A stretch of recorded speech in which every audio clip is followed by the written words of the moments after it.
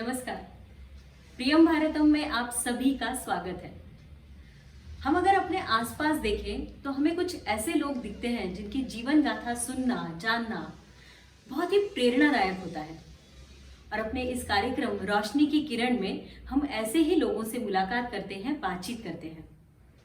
आज हमारे यहाँ जो मेहमान आए हैं वो भी ऐसे ही खास शख्सियत हैं जिनसे बातें करके मुझे ये जानना है कि इतने कम समय में उन्होंने इतने अलग अलग उद्योग व्यवसाय कैसे शुरू किए और इतनी कामयाबी कैसे हासिल की। तो मिलते हैं अपने आज के मेहमान श्री सुनील कानवड़े जी। नमस्ते सुनील जी। नमस्कार। आपका प्रियम भारतम में बहुत बहुत स्वागत। सबसे पहले आप हमारे दर्शकों को आपके बचपन के बारे में, थोड़ा आपकी पढ़ाई के बारे में कुछ बताइए। हम लोग गोधरा गए, हम लोग कोपरगांव रहे, अहमदनगर रहे। ऐसा कोई स्पेसिफिकली एक ही जगह रहे ऐसा नहीं है। 6th स्टैंडर्ड में मैं अहमदनगर आया, फिर हम लोग अहमदनगर के ही हो गए। फिर पिताजी का ट्रांसफर दूसरे स्टेट्स में होता था तो हमने वो प्रेफर नहीं किया क्योंकि लैंग्वेज बदल जाती थी। तो आप अहमदनगर में ही फिर बाद में? हाँ, 6 onwards अहमदनगर। अच्छा। और स्कूल और ये सब आपकी पढ़ाई मराठी मीडियम? मराठी मीडियम में हुई है। मैं रेसिडेंशियल हाई स्कूल में था। अच्छा। 6 to 10th मैं रेसिडेंशियल हाई स्कूल में था और 10th के बाद मैंने डायरेक्टली डिप्लोमा ज्वाइन किया। Diploma, okay. आप कॉर्पोरेट सेक्टर में थे और आपकी अच्छी खासी नौकरी थी। सामान्यतः ऐसा देखा गया है कि जो मध्यम वर्ग के लोग होते हैं वो नौकरी प्रेफर करते हैं, लेकिन आपने अपनी अच्छी नौकरी छोड़ के और उद्योग और व्यवसाय शुरू किया, ऐसा क्यों? बजाज का काम करने का माहौल काफ़ी अलग था। बजाज के अंदर मेरे जो कलीग्स थे, हम लोग मेंटेनेंस में काम करते थे। हमारे जो बॉस थे मिस्टर SW सोले, वो बहुत सही आदमी थे। मैंने जब ये डिप्लोमा किया, EMI किया, BCom किया, डिप्लोमा इन मेंटेनेंस मैनेजमेंट की और ME किया। जिस दिन मैं ME पास हुआ उनको मिलने गया तो उन्होंने कहा, Sunil, it will be better if you join the business, you can do little bit better in that field rather than the service, and if you face any problem I am here to take you back. So don't worry, go and try at least. So that was the inspiration. अच्छा।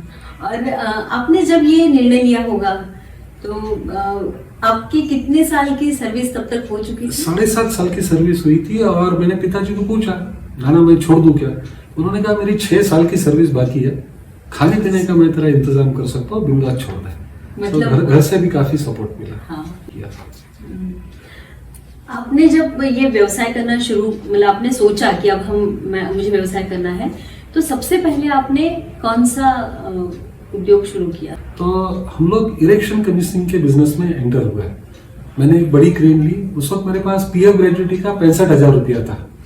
तो सबसे पहले हमने standard battery का वाकोला का जो plant है, वो प्लांट पार्टली अहमदनगर में शिफ्ट किया और पार्टली तलोजा में शिफ्ट किया।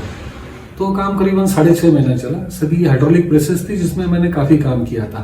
1937 का सेटअप था, शेड की हाइट कम थी, हम लोगों को काम करने में काफी दिक्कतें वहां आई। हमारा पैर आधा फीट जमीन के अंदर जाता था, फाउंडेशन ही नहीं था। तो काफी तकलीफों के बाद वो जब भी काम कंप्लीट हुआ तो काफी पैसा बचा। मैं बजाज में 7.5 साल सर्विस किया, मुझे 4.5 लाख रुपया सैलरी मिली। My last on salary in 94 was 4,300 rupees. और ये काम करने के बाद मेरे पास करीबन 14 लाख रुपया बचा। अभी इतना पैसा क्या करने का। उस वक्त मिस्टर शशि साहब was heading the Exide plant. उस वक्त उनका नाम कोसेपा फिजिकल कंपनी था। तो उनके पास में गया, sir I am having lot of money, what to do? मैंने, सुनील एक काम कर, तू फैक्ट्री डाल दे, मैं तुझे लेड कंपोनेंट्स ग्रेविटी कास्टिंग का काम देता हूँ। This is how we started. मुझे ये जानना है कि जब हम कुछ नई शुरुआत करते हैं तो हमें कई समस्याओं की सामना करना पड़ता है। जैसे अगर कुछ आर्थिक समस्या है, कर्मचारियों की है, या और भी कई तरह की, तो आपका ये सब अनुभव कैसा था? समस्या तो काफी आती है और अकेला लड़ना पड़ता है। अभी जब भी हमने चालू किया तभी बहुत से बार ऐसा होता था कि जेब में सिर्फ 20 रुपया रहता था। उस वक्त पेट्रोल का दाम भी 18 रुपया लीटर था। इट वॉज वेरी हार्ड कि कहीं जाना है तो मैं पैदल ही चले जाता था। MIDC में एक बार पेट्रोल खत्म हुआ, घर तक स्कूटर ढकेलते लानी पड़ी। तो प्रॉब्लम तो आती है, लेकिन हम लोग पीछे नहीं हटे क्योंकि तो मोटिव वॉज वेरी क्लियर कि अच्छा काम करना है। और नौकरी से तो अच्छा पैसा मिल ही रहा था, लेकिन कभी पैसा रहता ही नहीं था, कभी लेट आता था, कभी आता ही नहीं था, बहुत पीछे लगना पड़ता था। तो ये तो होते ही रहेगा। हम लोगों को number of rejections what we have received तो डाइजेस्ट करने का बाद में आदत हो गया। हाँ, लेकिन अब जब हम कुछ नई शुरुआत करते हैं तो जैसे अभी जो नवयुवक अगर चाहते हैं कि हमें कुछ नया उद्योग या व्यवसाय शुरू करना है, तो उनके सामने सबसे बड़ी समस्या रहती है आर्थिक समस्या, कि हमें लोन कैसे मिलेगा या हम कैसे शुरुआत करें।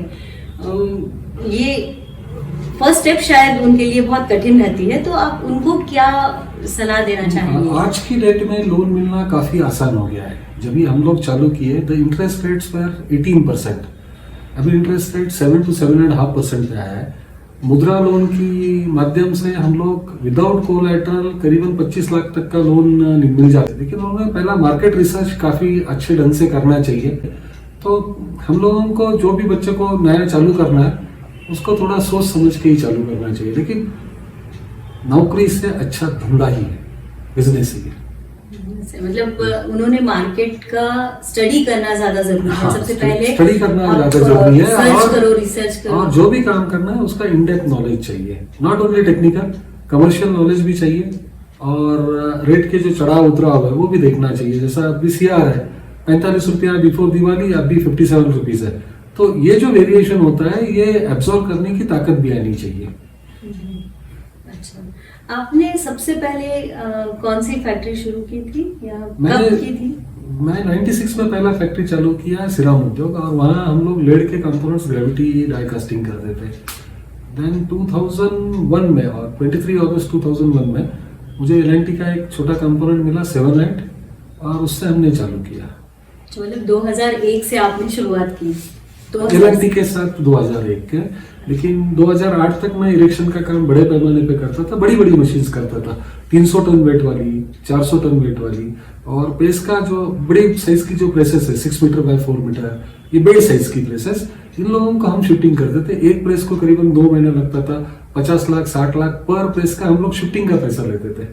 आई कैन प्राउडली से कि बजाज ऑटो का औरंगाबाद का जो प्लांट है उसके अंदर मैंने करीबन 60 के आसपास पुणे प्लांट से मशीन शिफ्ट की, और ये सभी बड़ी मशीन थी, तो काफी एक्सपीरियंस आ जाता है उसमें।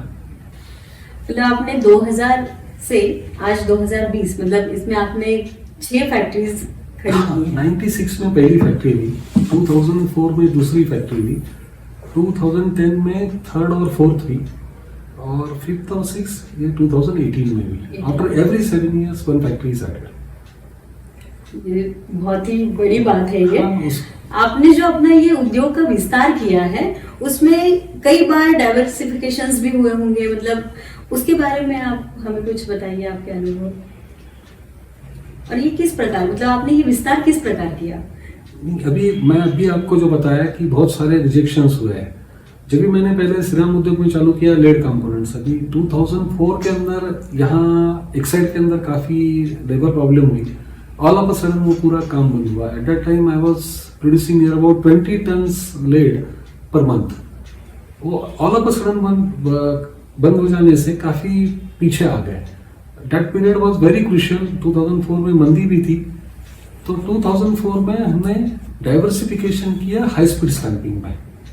वो पहला डाइवर्सिफिकेशन जो था it was a force one, लेकिन उसकी वजह से हम लोगों को लॉन्ग रन में 2008-9 में जब ये L&T पवई प्लांट से यहाँ मैग्नेट शिफ्ट हो गए, हमको काफी अच्छी लिफ्ट मिली। So it was a decision which given yield in the long run. इस लॉकडाउन के दौरान आपने एक नई फैक्ट्री शुरू की है मास्क की, तो आप थोड़ा उसके बारे में हमें बताइए। जब भी अपने यहाँ पहला कोरोना पेशेंट मिला, इट वाज ऑन 8th जनवरी केरल में, तभी हमको लगा था कि ये चाइना के इधर आ जाएगा। अभी चाइना में eight that time it was very spread, तो तभी हमने सोचा कि ये काम करेंगे। जब 22 मार्च को आदरणीय प्रधानमंत्री ने जब लॉकडाउन का डिक्लेरेशन किया, तो उन्होंने पहले 3 दिन का किया था, तो उसी दिन हमको डाउट आया कि ये 3 दिन का नहीं रहने वाला, कम से कम 1 या 1.5 महीने का रहेगा, based upon the what I learn from the Chinese industry. तो उस वक्त ये लगा कि अभी ये मशीन के ऊपर तो जाना ही चाहिए, क्योंकि ये पूरा लगने वाला है। उस वक्त चाइना से सब लोग इंक्वायरी करते थे, आपके पास मास्क है क्या, भेजो, लेकिन मास्क का अपने यहाँ इतना प्रोडक्शन था नहीं। तो सबसे पहले हमने चाइना से एक मशीन मंगाई which arrived in India on 3rd May। फिर एक मशीन को कॉपी करके आज की डेट में हमारे पास 11 मशीन हो गई है। उसमें हम लोग लूप का भी बनाते हैं और टाई का भी बनाते हैं। अच्छा, मतलब आपने जब ये शुरू किया होगा या आपने वो सोचा, ये देखा आजू बाजू में कि इसकी जरूरत पड़ने वाली है और आपने वो हाँ। शुरू किया, तब आप इसकी तकनीकी कुछ जानकारी आपको पहले से थी या नहीं, I was absolute zero on that day, कुछ मालूम नहीं था। जब स्टडी किया तभी हमको ये हाइड्रोफोबिक मटेरियल, ये spun bond material, melt blown material, इसके बारे में मालूमात हुआ। जब भी हम लोग गाँव से जब भी गूगल के ऊपर सर्च किया तो lot of data is available, तो वो मालूम किया। फिर हमारे जो विजिटिया के फ्रेंड सर्कल है जो टेक्सटाइल का वहाँ कोर्स चलता है, उनसे हमने बात की तो उन्होंने इसके बारे में बहुत अच्छा गाइड किया। Mister Kulkarni from Poona, he is from IIT, और उन्होंने पहले ये टाइप की कंपनी में काम किया है, तो उन्होंने काफ़ी अच्छा गाइड किया, तो वो कॉन्टैक्ट्स काम में आ गए। मतलब ये उद्योग विश्व में जो अवसर सामने हमें दिखते हैं, उसका हाँ। चयन कैसा करना चाहिए या मार्केट सर्वे किस तरह से होनी चाहिए, इसके बारे में आप कुछ हमें कैसे पहचानना चाहिए कि आगे क्या करना ज्यादा अच्छा रहेगा या कैसे, मतलब युवा लोग जब सोचेंगे करेंगे तो कभी कभी इनर इंस्टिंक्ट भी बोलता है कि ये चलेगा। सेकंड, अभी जैसा मास्क का है वो तो लगने ही वाला था, सभी पेपर में आ रहा था, ऑल ओवर वर्ल्ड रिक्वायरमेंट थी, ये तो सबको मालूम था। लेकिन जिसने पकड़ लिया कि लॉकडाउन के अंदर मटेरियल नहीं मिल रहा था, जगह अरेंज नहीं कर सकते थे, फैक्ट्री नहीं जा सकते थे, जिसने किया वो आगे गया। अभी हम लोग we are producing near about 1 million mask a day, तो हमने वो पकड़ लिया। अभी LNT का जो काम है जब मिला तो मालूम नहीं था इतना बड़ा हो जाएगा। इरेक्शन का काम जब भी किया, जब तक मैं सर्विस करता था मुझे ये मालूम नहीं था कि this will be my best life. जब भी लेड का कंपोनेंट, जब भी मैं मशीन स्टैंडर्ड बैटरी की शिफ्ट की, तभी हमको लेड मालूम भी नहीं था, वहां देख देख के हम लोग सीख गए। तो opportunity knocks in different ways. अब आप करीब 20-25 साल से व्यवसाय कर रहे हैं, तो इस उद्योग क्षेत्र, इस उद्योग विश्व के बारे में आप हमारे युवाओं को क्या बताना चाहेंगे, इसके बारे में थोड़ा। जो भी उद्योग में आना चाहता है, इंडस्ट्री में आना चाहता है, first he should have good knowledge of the field. तो उसने पहले 1-2 साल कहीं ना कहीं सर्विस कर लेनी चाहिए और try to do service in a bigger factory. तो थोड़ा सा विजन बड़ा हो जाता है। समुद्र के सामने खड़ा रहना और नदी के सामने तक खड़ा रहना, इसमें बहुत अंतर है। बड़ी कंपनियों में काम करने से नजर थोड़ा सा बड़ा हो जाता है, तो बड़ी कंपनियों में हमने काम करना चाहिए। यदि मौका नहीं आता है तो छोटी कंपनी में सीखने को बहुत कुछ मिलता है। छोटी कंपनी में काम करने का फायदा है कि झाड़ू भी खुद को मारना पड़ता है, शटर भी खुद को बंद करना पड़ता है या खोलना पड़ता है। हर चीज अपने को छोटी कंपनी में करनी पड़ती है। तो छोटी कंपनी में काम करोगे तो you will be more self sufficient. बड़ी कंपनी में काम करोगे तो your vision will be bigger. दोनों का कॉम्बिनेशन रहेगा तो बहुत अच्छी बात है। लेकिन मैं मेरा पर्सनल तजुर्बा बोलता हूँ, नौकरी से 1000 गुना बिजनेस। आप युवकों को ये बोलना चाहेंगे कि नौकरी के पीछे ना भागे और अपने खुद का उद्योग व्यवसाय शुरू करें। आप एक सफल उद्योजक तो हो ही, लेकिन उसी के साथ आप एक किसान भी हैं। आपका खेती की तरफ रुझान किस तरह से हुआ? बेसिकली हम लोग तो फार्मर ही है। हमारे पास हमारी पुरखों की 18 एकड़ खेती थी। हम लोग बचपन में उधर काफी काम करते थे। जैसा जैसा फंड्स आया, हर वक्त ये डर लगता था कि कहीं बिजनेस में लॉस हो गया, कुछ हो गया। तो मैंने हम लोग 2004 से 5 एकड़ 10 एकड़ पर एनम हमने लेना चालू कर दिया। अभी ये लेना जब चालू किया तब हमने 2010 में इसके ऊपर बड़े पैमाने पे पोमोग्रेनेट का प्लांटेशन किया। अभी जब भी हमने पोमोग्रेनेट का प्लांटेशन किया तब एक बात हमारे ध्यान में आ गई कि एक दाने का 100 दाना सिर्फ खेती में हो सकता है, बिजनेस में नहीं। बिजनेस में 100 रुपए के 102 हो गए, 1000 नहीं हो सकते। पोमोग्रेनेट से हमको एरियल से काफी प्रॉफिट हुआ। वो प्रॉफिट से 2 फैक्ट्री और बन गई। तो both the things are correlated, एक दूसरे को सपोर्टिंग करते हैं। यदि कंपनी नहीं करता तो खेती भी नहीं ले सकता था, और खेती में एक्सपांड नहीं करता था तो कंपनी नहीं बना सकता था। तो इन the long run each other, they both help each other. आपने खेती में तकनीकी कुछ किया है। मेरे पास ऑटो इरिगेशन है, ऑटो फर्टिगेशन है, फर्टिलाइजर डालने के लिए ऑटोमेशन है। ट्रैक्टर से ही हम लोग हर रो में डाल सकते हैं। बाद में रोटोवेटर से, कल्टीवेटर से, काफ़ी एडवांस है, 100% ड्रीप है, प्रोग्रामेबल है। ऑलरेडी हम लोग अनार निकाल दिया है और नियर अबाउट 2 लाख ड्रमस्टिक का प्लांटेशन किया है। तो ये सब बड़े स्केल पे है, this is not a small scale. आपने ये धीरे धीरे बढ़ाया है और अब वो बहुत ही काफी बड़े स्केल पे। लेकिन ये पिछले 8-10 साल में खेती में बहुत से एक्सपेरिमेंट करने वाले लोग आ गए हैं। अभी आप नासिक एरिया देखो, this people are doing extraordinary work. 2 एकड़ वाला किसान 20 लाख रुपया एकड़ कमाता है। तो इस ढंग से हम लोग करेंगे तो 100% खेती में बहुत अच्छा इनकम आता है। अभी एक बीच में मैं भोपाल गया था, उन्होंने वर्टिकल फार्मिंग किया है, एक ही लैंड के अंदर 4 क्रॉप लिए करीबन 120 मिनट का वीडियो है। वो बंदे ने 2 एकड़ के अंदर इतना कमाता है, वो 20 से 22 लाख के आसपास वो कमाता है। लेकिन ये प्रूवन है, हम लोग उसमें ज्यादा ध्यान नहीं देते अभी। लेकिन अभी एक चीज तो बहुत अच्छी चल रही है, मार्केट में कोई भी चीज 50 रुपए किलो से नहीं है। ज्यादा से ज्यादा पैसा रूरल मार्केट की ओर जा रहा है। और ये जो फ्लो अर्बन की तरफ था वो अभी रिवर्स होने का ट्रेंड चालू हो गया है। तो खेती को अच्छे दिन है। I strongly believe in farming. मतलब अब दिन अच्छे दिन हैं खेती के लिए। अच्छे दिन आ ही रहे हैं। और जिस ढंग से किसानों के पास पैसा जा रहा है, दैट्स अ बिग थिंग। अच्छा, मतलब आप ये सलाह देंगे कि आप जरूर खेती कीजिए और कम जमीन में भी हम अच्छा उत्पादन ले सकते हैं। थोड़ी सर्च की जरूरत है, थोड़ा सर्च की जरूरत है, मार्केटिंग की जरूरत है। इस लॉकडाउन के दौरान हमने ऐसे देखा है कि कई लोगों की नौकरियां छूट गई और ऐसे मिडिल एज में जहाँ पे उनके ऊपर जिम्मेदारियां होती हैं और फिर उन्हें कॉम्प्रोमाइज करना पड़ता है। नौकरी करने में भी कम सैलरी में नौकरी करना पड़ रही है या जो मिले वो काम करना पड़ रहा है। ऐसे लोगों के लिए आप कुछ कहना चाहेंगे, कुछ सलाह देना चाहेंगे? हाँ, पक्का। होता क्या है, नौकरी करने वाले आदमी को लगता है मैं बड़ा साहब हूँ, तो छोटी छोटी काम करने में वो शर्माता है। अभी एक आम चाय वाला लीजिए, एक चाय की कीमत आती है 3 रुपया, बेचता है 10 रुपया। एक नॉर्मल चाय वाला, मेरी कंपनी के बगल में एक छोटा सा चाय वाला है, उसने मुझे बोला सर ये पूरे 1 साल में ड्यूरिंग लॉकडाउन मैंने 23 तोला सोना लिया। तो मैंने कैलकुलेट किया कि हर महीने उसने 1 लाख का सोना लिया है, तो वो यदि कर सकता है, उसका ठेले का साइज रहेगा 4x4। सब शर्म छोड़ के उसने वो काम किया। It has given good results to that. तो हम लोग काम करने से शर्मते, ये क्या बोलेगा दुनिया, तो कुछ तो लोग कहेंगे, लोगों का काम है कहना। अपने को जिसमें आनंद आए और जिसमें अच्छा लगे वो काम हमने बिना झिझक किए तो उसमें पैसा जरूर आता है। अभी नौकरी चली गई, रोते बैठेंगे घर में, तो पैसा थोड़ा ही आने वाला है।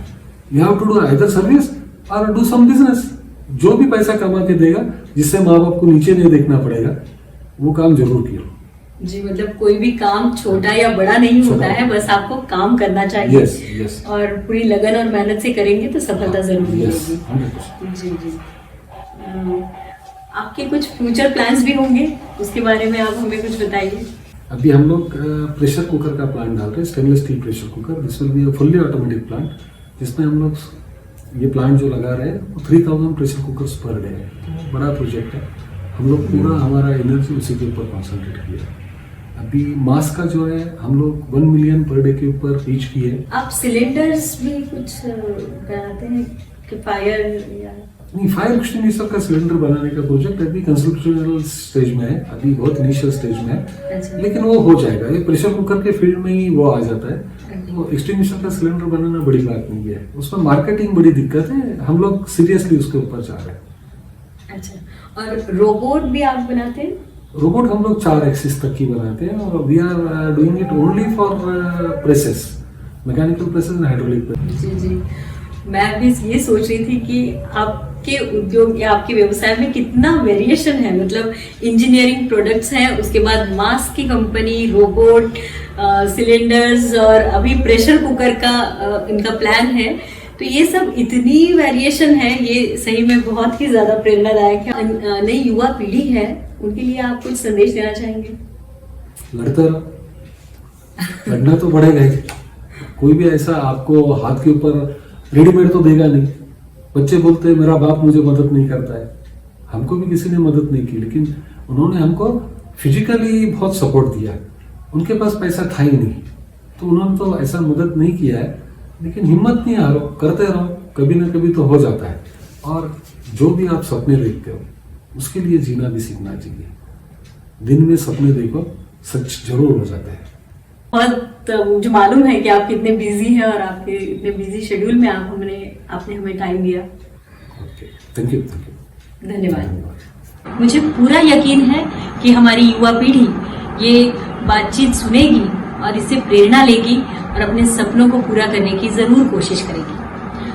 अगर आपको कुछ सवाल हैं तो आप हमारे कमेंट बॉक्स में डाल सकते हैं, जिसकी जवाब हम देने की कोशिश करेंगे। धन्यवाद।